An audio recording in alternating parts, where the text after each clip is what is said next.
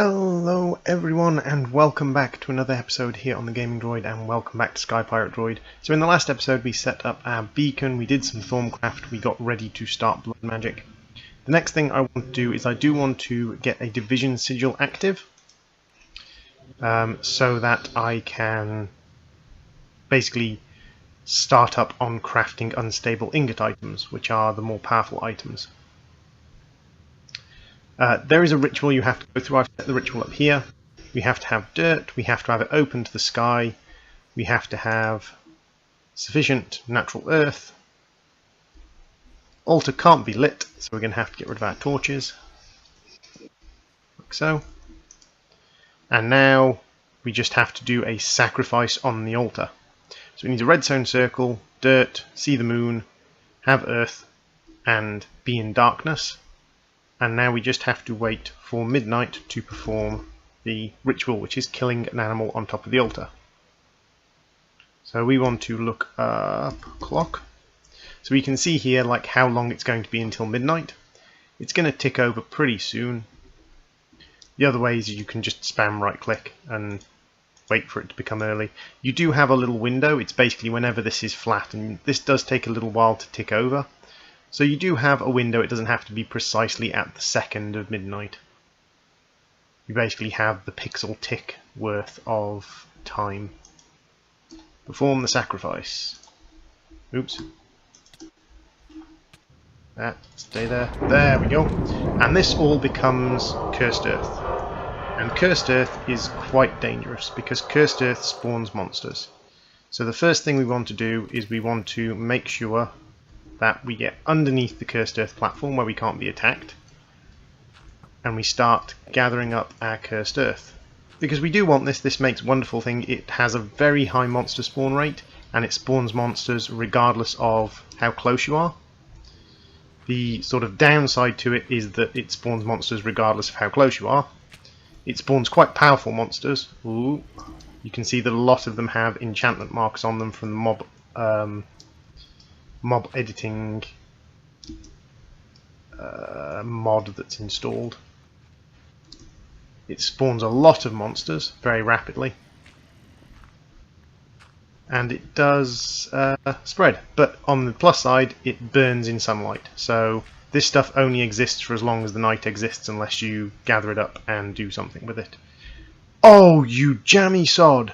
Okay, so what happened there was that monster was a thief, which means that he steals items that you're carrying. Specifically, he steals the item that you have in your hand. And he fell past me, hit me, stole my cobalt spade, and smegged off with it down into the abyss. So I've just lost my cobalt spade, but that's actually quite funny. I never thought that would be something I had to be concerned about, was a mob stealing one of my tools and then off into the abyss. Oh, wonderful. Absolutely wonderful. I find that very funny. But I do have an active Division Sigil now, and the active Division Sigil will allow me to make unstable ingots. Now there's two ways of making the item called unstable ingots, and they result in slightly different versions. One way is using an ingot and a diamond and a Division Sigil, and that gives you the unstable ingot. And the unstable ingot exists for 10 seconds and then it explodes. And if you haven't dealt with it within those 10 seconds, then sorry, it's exploded. Thank you for playing, sort of thing. And it will kill you. It can only be used in vanilla crafting benches, so it's actually quite hard to use rapid crafting with it. And it will just insta-kill you and destroy a lot of stuff. The other way is far more expensive from a resource point of view. Instead of using an ingot, you use a diamond and a nugget, and that gives you a semi-stable nugget. And then you craft the semi-stable nuggets into an unstable ingot, which is a fake unstable ingot because it's actually a stable version. It doesn't explode after 10 seconds. The sort of downside of this is you're using 9 times as many diamonds.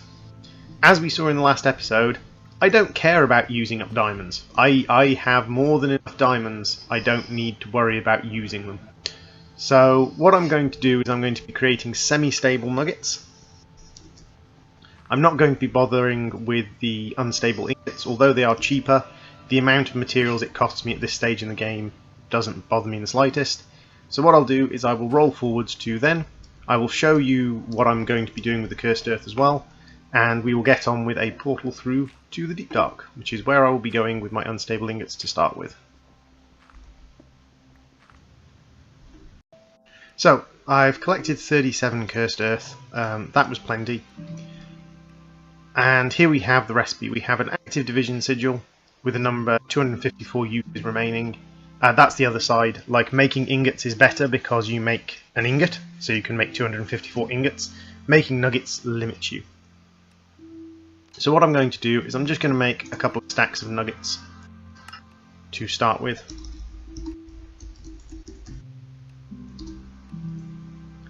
And if I use uses, you'll see I can make unstable ingots, semi-stable nuggets, and that's it. So that's all this is used for. But what these are used for is to make unstable ingots that are quote-unquote stable. So what I can do with these is I can create myself 14 stable ingots. Now the first thing I want to do is I want to create a portal to the Deep Dark. And I need a quintuple compressed cobblestone. So if I look up,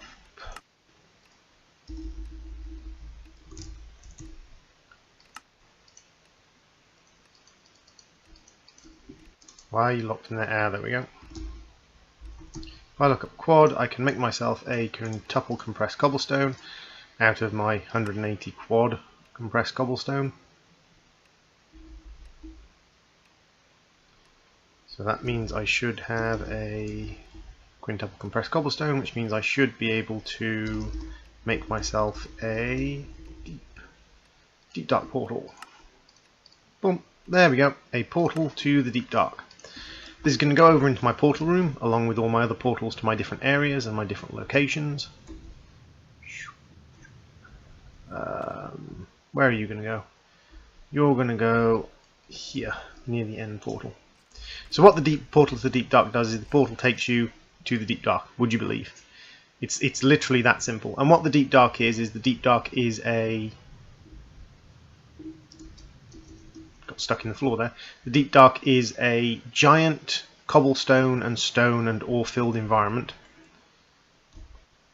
I want to use this pick because I'm trying to level it up. It's a giant cobblestone ore and ore filled environment, and the sort of unique selling point of it is that it has a mechanic where if you are in the darkness too far, too deep into the darkness, then you start to take damage, you start to take injury from the darkness. And we're getting down into the actual... there we go. So there. So what happens if I pop down here, I will start to take hits from this. Or I should start to take hits from this if they turn that off. They may have turned that off. But normally you would start to take injury from that.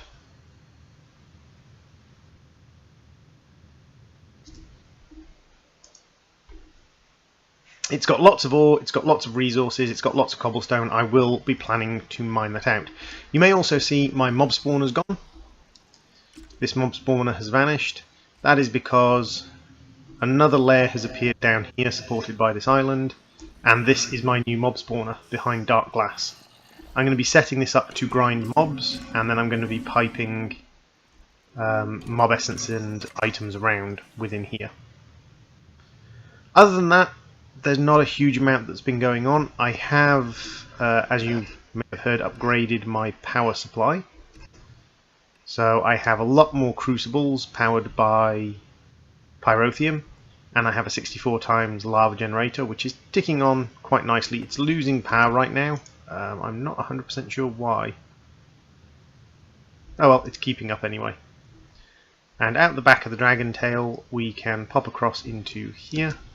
Again, I've still got all of my hydro angias, but I am planning to move to the next stage of Britannia soon. The next stage of Britannia requires a lot of mana, so I've set up down here a fountain, and this fountain is linked to a tesseract which is linked to my lava system, and my lava system gives lava and power through the tesseract in the dragon. The lava flows into here, the fountain drops the lava into the real world. What I'm going to be doing is dropping thermal lilies around it. Thermal lilies will suck up the lava and basically act as a lava equivalent of the hydrangeas. The only issue with the thermal lilies is that, of course, because they're using lava, there isn't any sort of auto-replenishment. So you do need something like a fountain to pop down the lava blocks for them to eat. So, everything's ticking along nicely. We have semi-stable ingots.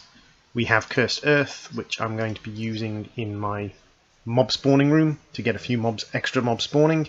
So what I'm going to look at for the rest of this episode is I'm going to look at the blood quests. Let's see, is it all mob quests I finished? Yeah, 6 mob quests. Kill ghasts, which gets us a title and some ghast tiers. Well, I'll do it for the title. What's the title? Seeker of treasures. Not importante. Zombie pigmen, which gets us bone, not interested. Blaze rods, not interested. Earth shard, not interested. Emerald, not interested. And cobwebs, not interested. So what I'm going to be looking at now is looking at mystical blood for a little bit. So what we've got is we've got requests to make runes of sacrifice, requests to make reinforced slates, and requests to make divination sigil. We've got a request to make bloody redstone. The altar emits configuration to allow a set amount of life points in an altar. Once correct amount is detected, the altar emitter will send out a redstone signal. So it's a redstone ticker, basically. And create self-sacrifice runes, which allows us to get additional self-sacrifice runes. So what we have to look into is basically everything from all down here. All of this starts off with blank slates and reinforced slates. So what we need stone. And we don't need just dirty cobblestone, we need proper stone, we need manly stone. We need stone that's been cooked. And I'm sure I have lots of stone that's been cooked. Ah, there we go. Stone that's been cooked. It's in the wrong search mode. So if we pop over to our altar, what we could do is we could sit here with our stone like this, and we could go bonk, and then we could pull it out when it changes over into an imbued stone, or into a stone slate, which will take a little while, but then we could put another one in and we could pull it out, and it's all terribly boring because this is the process. But what I can do is I can get item transfer node and a filter. I can empty out this filter because I don't need it anymore, and I can put an imbued slate in it. And then what I can do is I can actually use this as a method and a hopper on top as a method of putting items in and out of the altar en masse. So if I pop a stone in there, oh, I forgot to filter it, that was my bad. If I pop a stone in there now, it will wait until it becomes a slate and then it will suck it out. And so what I can do is I can use a deployer, an autonomous activator, I can use all sorts of different things to drop items into here. The only thing I need to do is make sure I have enough life points in my altar. And this is what leads us to here, the divination sigil. This is how we figure out how many life points we have in our altar. And the divination sigil is just glass, a stone, and a slate. So it's really easy to do. It's one of the first things you should do when you're getting into blood magic. No. Yes, that's what I want to do. I didn't do it earlier because I didn't really massively need to do it, because I wasn't actually making things in blood magic to any large degree. So here now, if we right click on the altar, we can see we have 3,975 life points in the altar. Let's just increase that a little bit. We now have... Oh no, sorry, that's... wait, altars... Wait, where'd all the life blood... Have they made it so that only sacrifices through the sacrifice orb go into the altar? Because if they've made it so that only sacrifices done through the sacrifice orb go into the altar, I will be a little bit miffed. Yes, they have made it so that only sacrifices through here go into the altar. 1 second, I'm going to grab myself an enchanted apple. That explains why I didn't have a full altar.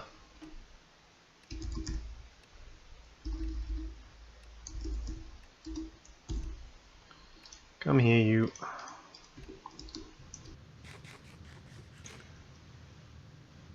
can see now that I'm basically sort of producing tons and tons and tons of life. I can fill up my altar in no time at all. And thanks to the kind of spare hearts, I can get a little bit of extra from my regeneration. Just spam this out. I'll also... Actually, no, I'll just continue to spam. There we go. So, that's something that didn't used to happen. Previously, if in Blood Magic, in a previous version of Blood Magic, if you had a weak blood orb and you were standing next to this, then it put it into here, but apparently that doesn't work anymore. So what I now have to do is I have to look at this, I have to say, right, well, I can have 10,000 LP in here, and these require 1,000 LP. So I can make 10 at a time. So if I grab a plain and average hopper, just drop myself a hopper here, and this is much cheaper and easier than the sort of Blood Magic's version of this, which is expensive and comes at the end of Blood Magic, really. It comes when you get to a tier 3 altar, so midpoint in Blood Magic.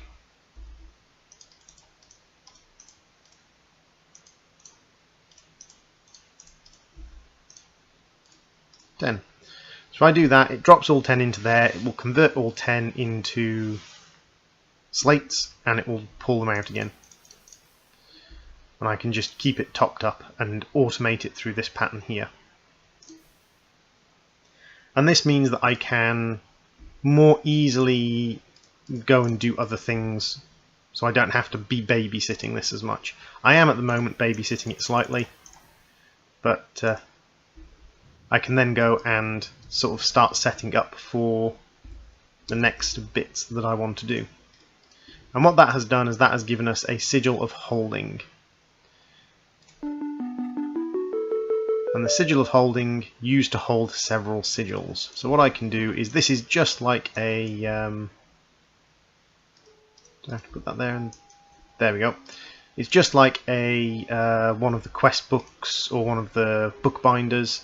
Is I just now use it to have several sigils, and I can cycle through the sigils I have in it. So it just allows me to store multiple sigils. The next thing it wants me to do is make a sacrifice and a self-sacrifice orb.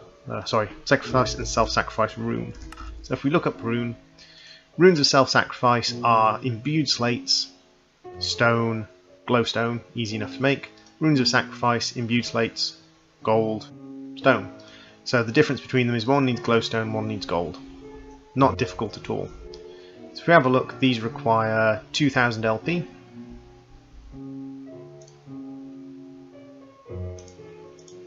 So once this is almost empty, it will transfer all those into slates, and what I will do is I will do it again, but I will put 4 in. I will fill this up to the top, I'll put 4 in, and it will come out as imbued slates, and then we can complete those 2 quests. There we go, so that's finished. I then need to top the altar up, and we'll see that by doing this I can top the altar up almost all the way to full in one session of mad clicking.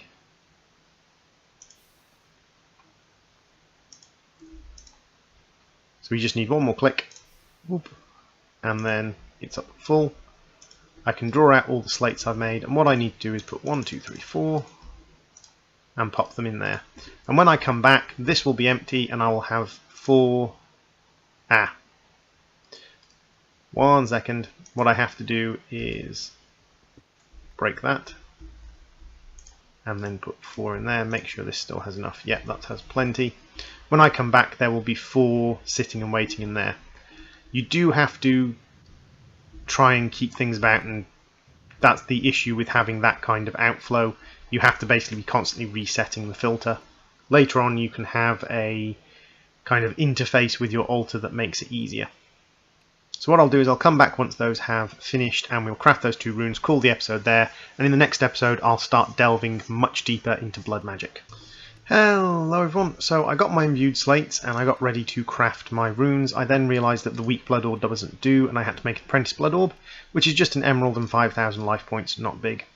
So what these runes do is the self-sacrifice rune increases the amount of life points you get from hurting yourself by 10%. So that will increase us from 7,800 or 8,000 to 8,800, roughly 8,800 life points per sort of spam through of our health bar, which is really significant when you think that with the regeneration beacon nearby, we are refilling our life bars really quickly. So there's one of those. The other one we have to make is a sacrifice rune. And what these ones do is these ones increase the amount of money or the amount of life points you get from killing off mobs.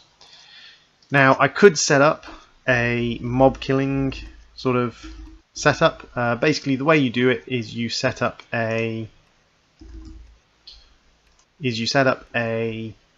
mob dropper above your altar. You have them drop onto the altar, you stab them with the appropriate kind of dagger.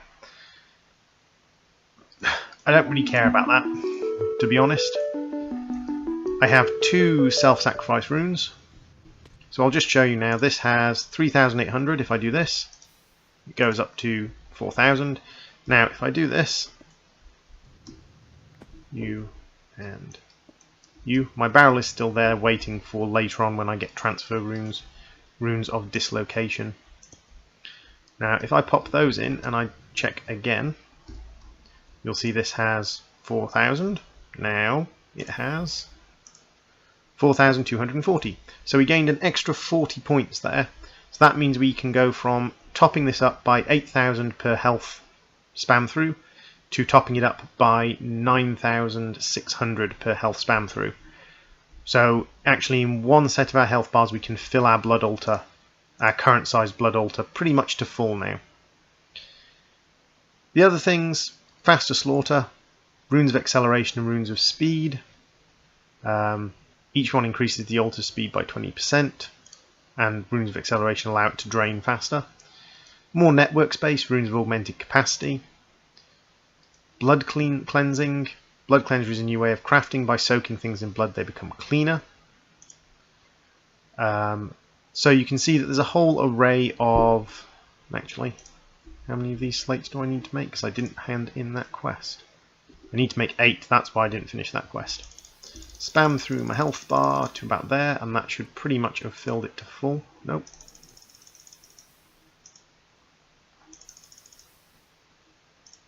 There we go.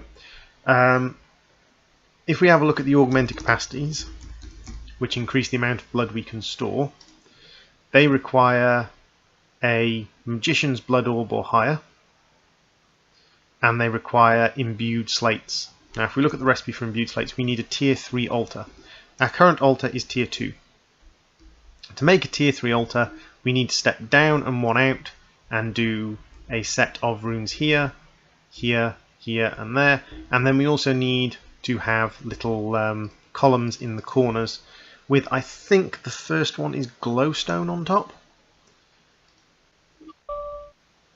So the blood altar. Do you show us how to upgrade our blood altar? Soul network, basic sigils, training and water sigils, blank runes, step to the tier 2 altar. There's a tier 2 altar. Let's see, tier 3 altar, next step tier 3. So there we go, glowstone on top.